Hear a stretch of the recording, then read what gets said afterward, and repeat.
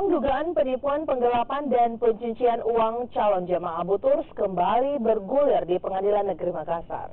Jaksa penuntut umum menghadirkan saksi dari mantan manajer Abu Turs serta saksi ahli dari Kementerian Agama Sulawesi Selatan.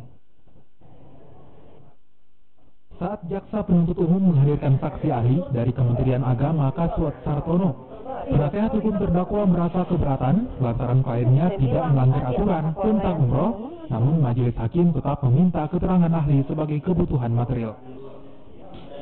Kesaksian Kaswat Sartono menerangkan terkait alasan dicabutnya izin Abu Tur, lantaran Abu Tur dianggap sudah berulang kali memberikan janji untuk memberangkatkan jemaah.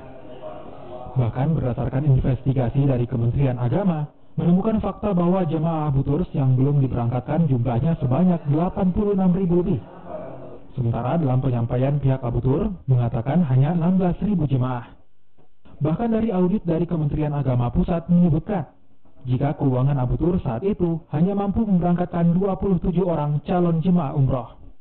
Karena selama ini saya memang percaya, saya husnudzan dengan saudara Adiam Sati. Sekali lagi saya tidak punya pikiran apa-apa sampai hari ini.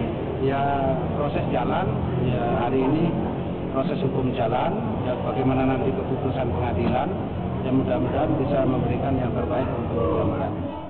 Selain saksi ahli dari Kementerian Agama Sulawesi Selatan, sidang Abu Tur juga mendengarkan keterangan saksi dari mantan manajer Abu Tur, masing-masing Erlang Suherlan, mantan manajer distrik wilayah Timur Abu Tur, dan Jamaluddin, mantan manajer pemasaran Abu Tur.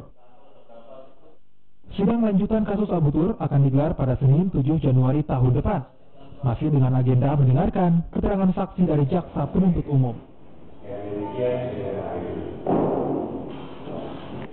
Arif Tirtana, Kompas TV Makassar, Sulawesi Selatan.